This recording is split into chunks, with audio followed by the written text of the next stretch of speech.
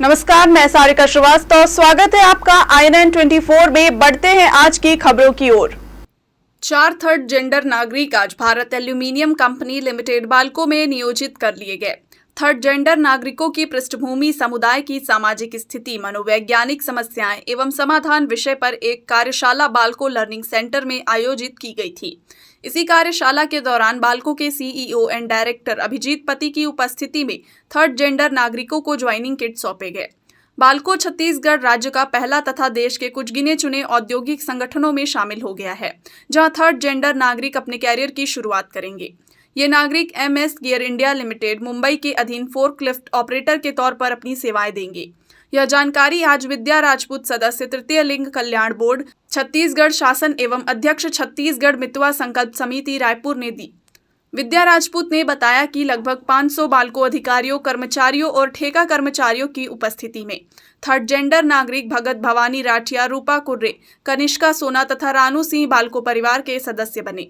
उन्होंने इस बात पर प्रसन्नता जताई कि बाल्को छत्तीसगढ़ राज्य की पहली ऐसी औद्योगिक इकाई बन गई है जहां किसी भी तरह के लैंगिक भेदभाव के परे नागरिकों को अपना हुनर दिखाने का अवसर मिल रहा है। उन्होंने यह भी बताया कि छत्तीसगढ़ राज्य शासन ने पुलिस विभाग में थर्ड जेंडर नागरिकों को कांस्टेबल के तौर पर सेवा देने का मौका दिया है। बाल्को तथा राज्य शासन की पहल देश में ऐतिहासिक बदलाव का संकेत है।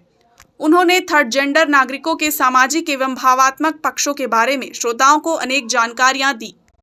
जिस तरह से मेल और फीमेल के लिए सेपरेट टॉयलेट है, तो उसी तरह ट्रांसजेंडर के लिए भी टॉयलेट हो जाए तो बहुत अच्छा रहेगा, या फिर जेंडर न्यूट्रल टॉयलेट हो तो भी अच्छा रहेगा। दूसरी चीज़ मैं बताना चाहूँगी कि जैसे हमारा माइंड और बॉडी अलग अलग है, मतलब हम लड़के के शरीर पे आते हैं लेकिन हमारी थिंकिंग, हमारा सोच, हमारा व्यवहार, हमारी पसंद पूरी तरह लड़कियों की तरह है। ठीक अपोजिट ट्रांसमेल के साथ हो जाता है। तो एक पीरियड होता है जहाँ हम अपनी सर्जरी कराते हैं, जैसे हमारा बॉटम सर्जरी, टॉप सर्जरी और फेमिनाइन फेस सर्जरी। तो अगर ये सर्जरी के लिए जिस तरह महिलाओं को उनका छुट्टी मिलता है, उनको जिस तरह ऑपरेशन के लिए, चाइल्ड बर्थ के ऑपरेशन के लिए, तो इस तरह अगर कुछ हो जाए तो अच्छा रहेगा। जिस तरह टाटा ने भी अपने पॉलिसी भी चेंज किया हुआ था, तो वो अगर हो जाए तो हमारे लिए बहुत अच्छा होगा। बाल्को के CEO अभिजीत पति ने विद्या राजपूत और उनके समुदाय के प्रति आभार जताया। उन्होंने कहा कि थर्ड जेंडर समुदाय की मदद से बाल्को में नए सामाजिक परिवर्तन और अंधविश्वास को खत्म करने की शुरुआत हो रही है। यह परिवर्तन थर्ड जेंडर की सामाजिक हैसियत को सुधारने की दृष्टि से महत्वपूर्ण है। बाल्को ने 5.5 दशकों की औद्योगिक यात्रा में विकास के अनेक दौरान देखे हैं। वेदांता समूह के चेयरमैन श्री अनिल अग्रवाल के मार्गदर्शन में बाल्को प्रबंधन प्रतिभाओं की तलाश करने और उन्हें देश के विकास में योगदान देने के लिए तैयार करने की दिशा में काम कर रहा है। श्री पति ने कहा कि उद्योग प्रतिभाओं के बूते संचालित होता है। प्रतिभा लैंगिक पूर्वाग्रहों से मुक्त होती है। कोई भी व्यक्ति जन्मजात प्रतिभाशाली नहीं होता है, बल्कि उसे तैयार करना पड़ता है। वक्त आ गया है कि अब हम सब उपेक्षित थर्ड जेंडर समुदाय के प्रति सकारात्मक सोच के साथ अपने दायित्वों का निर्वहन करें। उन्हें आगे बढ़ाने के लिए हर संभव माहौल तैयार करें। थर्ड जेंडर नागरिकों को बाल्को प्रबंधन, प्लांट ऑपरेशन के विभिन्न क्षेत्रों में अवसर देने के लिए तैयार है। देखिए कैसे शुरू होता है, फिर हम मिलेंगे, सिर्फ मिलेंगे नहीं, सिर्फ 4 बच्चे के साथ। ऐसा करके चलते चलते जब हमारा सपना 40 से 400 होगा, वही सपना देखते देखते विद्या जी हम आगे बढ़ेंगे। बिकॉज एक ही लक्ष्य है जिंदगी में, जीवन में एक ही लक्ष्य है। मैं आया हूँ, पैदा हुआ हूँ एक पर्पस के लिए, मैं सिर्फ मेरा नाम के लिए नहीं। और एक चीज याद करके रखेंगे, आज मैं बोल के जा रहा हूँ, लेकिन ये जो समाज आप जो आज प्रतिष्ठित कर रहे हो, जो थर्ड लिंग आप प्रतिष्ठित कर रहे हो एक फैक्ट्री का अंदर में, आपको मैं बता देता हूँ, ये कहावत एक होता है कि आप जब जाओगे आपका नाम मिट जाएगा लेकिन अपना पर्सनैलिटी रह जाएगा।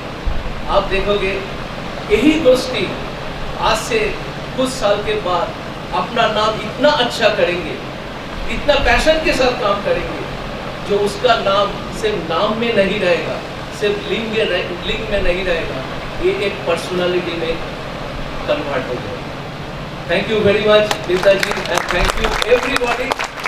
मेरा जितना भी साथी आज बैठे हैं, दिल खुश करके मैं बताता हूँ आपको, ये जो जो मुहूर्तम है, मुहूर्तम को एंजॉय करो। समाज में जाके बोलो कि आज एक ऐसा अनुष्ठान में बैठा था, जे अनुष्ठान को हम एक समाज का जो अंधविश्वास है उसको खत्म करके आए। कार्यक्रम में मौजूद रवीना बरिहा, सदस्य तृतीय लिंग कल्याण बोर्ड, पूर्व सलाहकार, राष्ट्रीय रक्षा संस्थान, सामाजिक न्याय एवं अधिकारिता मंत्रालय, भारत सरकार ने बताया कि प्राचीन काल से ही देश में थर्ड जेंडर समुदाय का विशिष्ट स्थान रहा है। उन्होंने रामायण एवं महाभारत के अनेक प्रसंगों का उल्लेख करते हुए कहा कि थर्ड जेंडर ने हमेशा ही समाज के विकास के महत्वपूर्ण योगदान दिया है। बालकों में 4 थर्ड जेंडर नागरिकों को कैरियर का अवसर मिलना निश्चित ही बड़ी सामाजिक पहल है। इस देश में जिसके कारण ट्रांसजेंडरों की स्थिति खराब हो गई, आपके मन में ये प्रश्न जरूर उठना पड़ेगा। तो इसका उत्तर मिलता है हमको अंग्रेजों के जमाने में। जब अंग्रेज इस देश में आए तो उन्होंने कानून लाया जिसका नाम था इंडियन ट्राइबल एक्ट 1871। अंग्रेजों के इस काले कानून में ट्रांसजेंडर और किन्नर व्यक्तियों को अपराधी के रूप में कैटेगराइज किया गया था। अपराधी के रूप में उनको शामिल किया गया था कि जहां भी ट्रांसजेंडर है उनको section 81 under Indian tribal act के अंदर उनको पकड़ो और जेल में डाल दो। तो आप ही बताइए, जिस समाज को हम कानूनी रूप से यदि अपराधी बोल दे, घोषित कर दे, तो क्या उस समाज का विकास होगा? बिल्कुल नहीं। और उस काले कानून के बाद से इस देश में इस समाज की जो स्थिति है, चाहे सामाजिक स्थिति हो, आर्थिक स्थिति हो, शैक्षणिक स्थिति हो, लगातार खत्म हो गई। पोपी देवनाथ, ट्रांसमैन अधिकार कार्यकर्ता, रायपुर, छत्तीसगढ़ ने अपने जीवन की विभिन्न घटनाओं के बारे में श्रोताओं को अवगत कराते हुए बताया कि थर्ड जेंडर के प्रति समाज को अपनी सोच में बदलाव लाने की जरूरत है। जो पेनिस का जो सर्जरी होता है वो बहुत डिफिकल्ट सर्जरी है, वो बहुत महंगा सर्जरी है, 6 लाख का सर्जरी है, जो एक ट्रांस पर्सन एफोर्ड नहीं कर पाते। तो एक सर्जरी करते करते हम लोगों का बहुत टाइम भी लग जाता है और सर्जरी का कॉस्ट भी अगर कुल मिला के बात करो तो 10 से 15 लाख का सर्जरी करता है, जो एक ट्रांस एफोर्ड नहीं करता। जब आज़ादी मिला तब मैं खुल के सांस लिया और आज से 5 साल पहले आप मुझे अगर कोई बोलता कि इतने सारे लोगों के सामने जेंडर, सेक्स और सेक्सुअलिटी के बारे में बात करूँ, मैं नहीं बात करता, क्योंकि उस टाइम पे मेरे अंदर इतना कॉन्फिडेंस नहीं था। क्योंकि अगर मैं किसी के पास जाता तो मुझे क्वेश्चन मार्क से देखते लोग कि मैं लड़की हूँ या लड़का हूँ। बट आज अगर किसी के सामने खड़ा होगा तो एटलीस्ट मैं क्वेश्चन मार्क नहीं हूँ। इसलिए मेरे अंदर का जितना सारा एक नेगेटिविटी था वो भी खत्म हुआ और मेरे अंदर में बहुत कॉन्फिडेंस भी आया। बाल्को के डिप्टी सीईओ पंकज शर्मा ने कहा कि थर्ड जेंडर के बारे में लोगों को जागरूकता कम है। यह हमारा दायित्व है कि इस समुदाय के प्रति सभी की सोच सकारात्मक हो। इंक्लूजन ऑफ ऑल जेंडर, इसके ऊपर हम लोग सब मिलकर आगे काम करें और जो बाल्को देश की शान बनने के लिए जो हम लोग काम कर रहे हैं उसमें आप लोग की जो भागीदारी की अहमियत रहेगा और आगे भी हम लोग मिलकर इस पर काम करेंगे। और आपका यहाँ पे आने के लिए मैं पुनः आपको बहुत बहुत धन्यवाद देता हूँ। और इस मंच के माध्यम से मैं अपने गियर इंडिया के सीईओ और गियर इंडिया के टीम को मैं बहुत बहुत धन्यवाद देता हूँ कि बाल्को की इस पहल में इंक्लूजन करने के लिए आप लोग सबसे पहले आए। सो गियर इंडिया के टीम को मैं बहुत बहुत धन्यवाद देता हूँ और आगे चल के इन लोग अच्छा काम करें, इनको अच्छा ट्रेनिंग हम लोग देंगे ताकि कभी भी ये ना हो कि जब काम की जो मापदंड होती है वो काम के मापदंड में ये लोग सब खड़े उतरे। उसके लिए हम लोग सारे ट्रेनिंग और एवरीथिंग मुहैया कराएंगे। डिप्टी सीएचआरओ शुभदीप खान ने बताया कि बाल्को अपनी स्थापना काल से ही अपने योगदान से देश की शान के तौर पर पहचाना जाता है।